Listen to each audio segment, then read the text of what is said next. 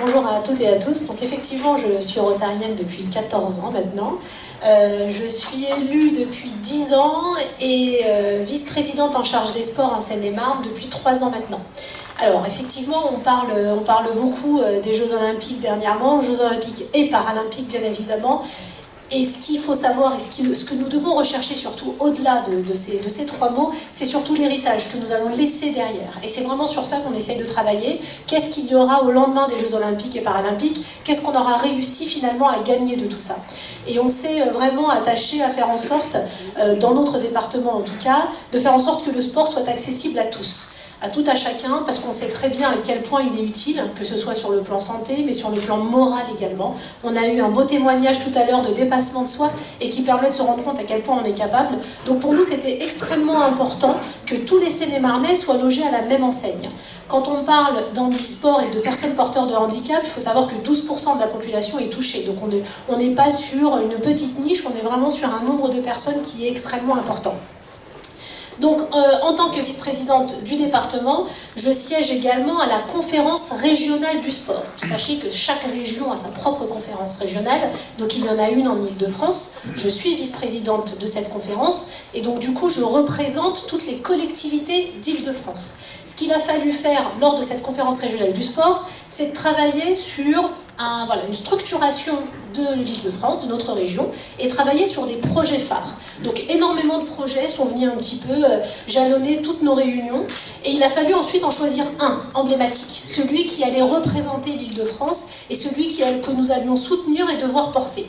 Et j'ai été très ravie, parce qu'il a fallu se battre, c'était pas gagné d'avance, mais le projet phare qui a été identifié par la conférence régionale du sport est celui justement de comment rendre un département sportivement inclusif.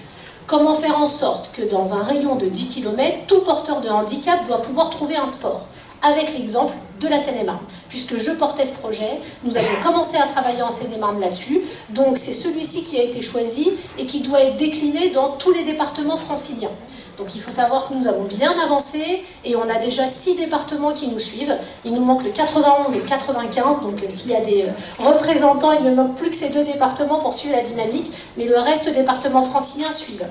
Donc je vais vous expliquer un petit peu la démarche que nous avons eue. Donc ça fait déjà presque 3 ans, à peine je suis arrivée aux manettes en sport en Seine-et-Marne, que le diagnostic a tout de suite commencé, puisque c'était une de nos volontés également de notre président. Donc il a fallu savoir déjà quels étaient les clubs par accueillants, où est-ce qu'ils étaient placés, de manière à vraiment avoir une cartographie plus générale et s'assurer de voir quels étaient finalement les lieux où il n'y avait pas forcément besoin de travailler et nos grosses zones blanches où il y avait un gros travail à faire. Donc ça, c'est une des premières choses qui a été faite, et nous avons pour ça engagé une personne, un chargé de mission, qui était chargé du handicap en Seine-et-Marne. Et donc grâce à ça, nous avons pu vraiment avoir une idée beaucoup plus exhaustive de ce qu'il se faisait.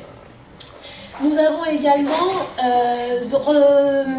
reçu l'ensemble des comités départementaux sportifs, parce qu'en tant que département, nous avons affaire aux différents comités départementaux. Chaque comité regroupe toutes les associations sportives de Seine-et-Marne. Ce qui fait qu'on avait des interlocuteurs qui étaient quand même assez fiables, avec lesquels nous avons pu échanger et essayer de comprendre pourquoi est-ce que les clubs étaient si peu nombreux, quels étaient les freins et de quelle manière on pouvait les accompagner pour justement lever les freins. Et on s'est rendu compte à ce moment-là que la plupart du temps et que la plupart des arguments étaient plutôt la peur, la méconnaissance de ces personnes-là et comment les accueillir, puisque souvent les clubs manquent déjà de bénévoles, ont des grosses difficultés à les trouver, donc rajouter encore une session supplémentaire, c'était pas évident. Comment réussir à transporter les porteurs de handicap? Est-ce qu'on a le matériel nécessaire? Donc on a réussi vraiment à avoir la liste des freins, et donc ça nous a permis d'avoir un vrai chemin, une vraie ligne de conduite à avoir pour essayer de lever des freins. Donc on a rencontré également le comité départemental handisport, sport adapté, qui avait une vraie vision également globale. Donc tout ça nous a permis d'avoir une idée très claire de ce que nous cherchions. Donc, une fois que, effectivement, nous avions tous ces axes-là, il a fallu qu'on trouve le moyen de les déployer. Donc, former, puisqu'effectivement, c'est ce que je vous disais, la peur était un des premiers arguments. Nous sommes mis avec le comité sportif paralympique qui fait des formations pour avoir des clubs inclusifs. C'est un label qui existe aujourd'hui. Et donc, nous avons conventionné avec ce comité sportif paralympique pour justement former nos clubs. Donc le département aujourd'hui finance tous les clubs qui veulent s'engager dans cette dynamique. Nous formons les bénévoles, nous formons les éducateurs sportifs, ce qui nous permet de faire en sorte que les clubs puissent au moins prétendre à être part accueillant. Ensuite, également, il a fallu favoriser la mobilité, puisqu'on sait très bien que ça a été un des grands freins. Donc pour ça, il a fallu qu'on s'entoure d'un maximum de personnes. Parce que ce que je ne vous ai pas expliqué lors de cette conférence régionale du sport, donc celle qui a été créée, c'est une nouvelle gouvernance du sport, qui date de 3-4 ans, qui est née grâce aux Jeux Olympiques finalement. Cette gouvernance nous obligeait à travailler avec tout le monde, de manière à apprendre surtout à travailler ensemble. Donc vous avez des membres de l'État qui sont obligatoirement présents. Donc on appelle donc le collège de l'État, on a le collège des collectivités qui doit être présent, le mouvement sportif et également le monde économique. C'était important que ces 4 collèges apprennent à travailler ensemble pour avancer, parce que jusqu'à maintenant ce sont des mondes qui ne se parlaient pas et finalement chacun travaillait en silo dans son coin et on n'arrivait pas à vraiment des résultats intéressants. Donc à partir du moment où il a fallu favoriser la mobilité, au département nous nous sommes dit que nous allions organiser une soirée des mécènes, parce qu'on sait aussi très bien qu'aujourd'hui le monde de l'entreprise est extrêmement important et qu'on va avoir besoin d'eux pour pouvoir nous aider, puisque les collectivités financièrement ne peuvent pas abonder constamment. On voit bien que les ressources sont de moins en moins importantes et que les entreprises, elles, cherchent aussi, mine de rien, à se développer, à trouver du sens pour leurs salariés, pour leur entreprise, donc sous forme de mécénat et de sponsoring. Donc on s'est dit, pourquoi pas les attirer vers le sport. Donc c'était important pour nous de pouvoir un petit peu les mobiliser. Et lors de cette soirée des mécènes, on a pu rencontrer une entreprise qui, elle, de son côté, était déjà, son travail était d'emmener les porteurs de handicap au collège, tout simplement. Donc elle emmenait les enfants le matin, elle venait les chercher le soir. Elle avait souvent des personnes retraitées d'ailleurs qui faisaient ces tâches-là, puisque c'était 1 heure le matin, 1 heure le soir, donc, ou des compléments de revenus. Et lorsqu'elle nous écoute et lorsqu'elle m'écoute faire l'exposé de nos recherches, elle vient me voir à la fin, cette personne se dirigeant, et me dit mais moi j'ai des véhicules qui sont garés toute la journée et qui ne me servent à rien.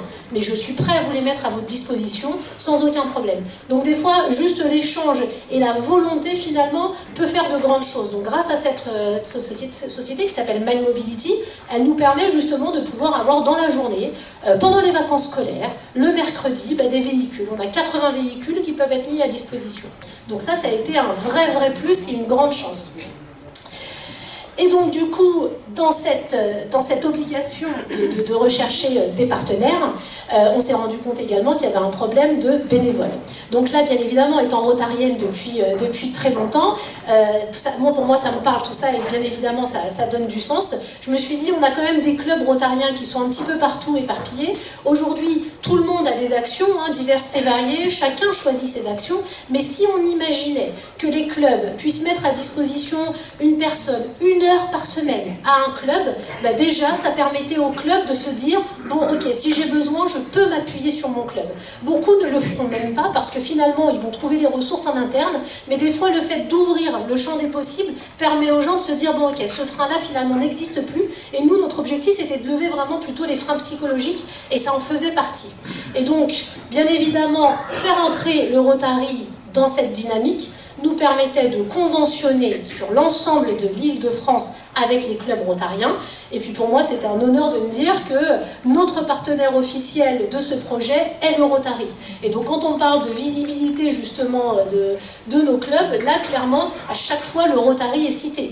Avant d'arriver là, et c'est pour ça que je suis arrivée un petit peu en retard, j'étais au comité départemental de handball, et donc je leur ai expliqué un petit peu le projet Handi, et je leur ai dit, vous avez des clubs rotariens autour de chez vous, vous pouvez commencer à les solliciter, leur demander s'il y a une aide qui peut être faite. Donc finalement, le mot Rotary va ressortir à chaque fois, et c'était aussi un peu mon idée qu'on puisse finalement vraiment exister. Enfin, on existe déjà, attention, mais encore plus, on va dire, de manière à créer cette dynamique que nous recherchons pour l'objectif de notre gouverneur. Donc voilà, j'ai avancé un petit peu plus vite que la diapo, mais voilà, donc au niveau des bénévoles, j'ai parlé des éducateurs spécialisés, des transports de porteurs de handicap, j'en ai parlé aussi. Donc on travaille, donc c'est des établissements spécialisés, donc on travaille également en relation avec les établissements spécialisés. Et il faut savoir que, un des derniers freins que je n'ai pas encore soulevé à 100%, parce que là c'est une autre bataille qui est encore pas facile, c'est qu'une fois qu'on arrive à rendre un département sportivement inclusif, qu'on arrive à avoir suffisamment de clubs par accueillant, il faut réussir maintenant à s'adresser aux porteurs de handicap.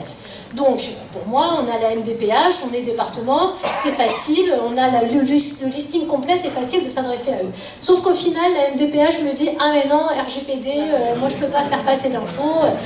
Donc j'ai beau leur expliquer que je ne cherche pas à avoir les fichiers, qu'on est sur un problème de santé publique, que ce sont des renseignements qui vont les arranger, on n'est pas là pour leur vendre des aspirateurs, et que finalement cette information pourrait passer. Donc là on y est presque, mais on n'a pas encore tout à fait gagné la bataille. La CAF accepte d'envoyer à tout son réseau, enfin tout son réseau, à tous les porteurs handicapés qu'elle aide, sauf que la CAF, elle n'a que les personnes qui ont une allocation, alors que la MDPH a 100% des porteurs de handicap, même ceux qui ne sont pas allocataires. C'est pour ça que je continuerai à me battre pour la MDPH, mais on a quand même déjà, grâce à la CAF, un moyen de pouvoir communiquer auprès d'eux. Le matériel également, puisque chaque club va avoir besoin de matériel, donc là le département s'engage à financer. Il faut savoir qu'en étant département pilote et en étant projet phare de la conférence régionale du sport, on a réussi à avoir un fonds d'amorçage de plus de 200 000 €, ce qui nous a permis pour le département de pouvoir justement aussi travailler là-dessus. En contrepartie, le département a mis de l'autre côté près de 400 000 € pour pouvoir aider, donc ce qui fait qu'avec ces deux forces, financièrement, on a les moyens aujourd'hui d'aider nos clubs et pour acheter le matériel qui leur est nécessaire. Qu'est-ce que je peux vous dire d'autre? Je ne sais pas, est-ce que je peux vous dire d'autre? Est-ce que j'ai tout oublié ou est-ce qu'il manque des informations? Alors le partenariat aujourd'hui il est formel et il est clair, puisque c'est un vrai contrat pluriannuel d'objectifs qui est fait, et donc dans ce contrat nous avons évidemment le Rotary, puisque Claude est venu avec moi au département, donc c'est officiel, le contrat est signé. Donc la seule chose que je peux vous dire, c'est au niveau de vos clubs surtout, ayez ça en tête, quand on parle des fois d'actions communes, on est plus forts tous ensemble, et si en plus on a ce projet qui peut être un projet sur la longueur, chacun aura ses actions et ses projets dans son club, mais si ça c'est un fil conducteur que nous pouvons avoir, ça peut être très intéressant et ça peut vraiment aider nos clubs aujourd'hui à pouvoir s'appuyer sur vous si c'est nécessaire. Voilà. Peut-être parler de la journée du 30 juin. Oui, très bien. Et si elle est plus pluriannuelle. Tout à fait. Alors, tu parlais d'une ambition d'avoir tous les districts. Eh bien, j'espère qu'on est au démarrage d'une histoire, parce que si on a tous les départements franciliens qui suivent le modèle, si on arrive à rendre les départements franciliens sportivement inclusifs, on peut imaginer derrière que les autres aient envie de suivre, parce que finalement, on se rend compte que tout le projet, finalement, c'est une dynamique, c'est une volonté, c'est vraiment voilà, c'est des étapes à suivre, mais finalement c'est faisable. Donc il faut juste que les gens en aient réellement envie. Donc ça pourrait nous permettre effectivement de pouvoir rayonner. Moi j'aimerais bien qu'au niveau national, on puisse faire ce genre de choses, parce que c'est quelque chose qui est vraiment réalisable. Et donc en point d'orgue de ce travail qui dure près de 3 ans maintenant, on fait une journée le 30 juin, où justement tous les clubs par accueillants vont faire des démonstrations. Alors il faut savoir que souvent on entend des événements qui sont faits autour du parasport, et on les finançait nous-mêmes au niveau du département, les différents comités les financent, sauf qu'à chaque fois que j'y allais, les personnes en porteur de handicap testaient des sports, disaient c'est génial, mais le judo c'est génial, mais où est-ce que je peux en faire? Non, pas ici, il faut aller dans tel département si vous voulez en faire. Et donc finalement on créait de la frustration systématiquement, on leur montrait que c'était possible, mais derrière on n'était pas capable de leur donner l'offre. C'est pour ça que la décision a été prise d'arrêter de financer toutes ces démonstrations, mais de ne travailler qu'avec les clubs par accueillants, et de permettre aux clubs par accueillants de faire journée porte ouverte, ou alors de les regrouper dans un même lieu, de manière à ce que les porteurs de handicap à qui on aura réussi à écrire, j'en suis sûre, pourront venir et se dire, bon voilà, le 30 juin, à côté de chez moi, je sais que j'ai tous les clubs. Donc ça, aujourd'hui, on a tenté l'année dernière, parce qu'on démarre petit à petit, et on sait que les choses vont prendre de l'envergure petit à petit. L'année dernière, il n'y avait pas beaucoup. Cette année, il y a beaucoup plus de villes qui se sont mobilisées. Puis on a un espoir, c'est que ça devienne pérenne, parce que pourquoi juin ou septembre, on verra, est-ce que les dates changeront. Ce qui nous intéresse, nous, c'est lors des forums des associations, qu'on puisse avoir des clubs qui puissent apposer « je suis par accueillant », de manière à s'assurer que dans toutes les villes où il y a justement ces forums d'associations, on ait quelques clubs. On ne demande pas que tous les clubs le soient, mais s'il y a déjà une offre suffisante, on aura déjà gagné le pari. Bravo.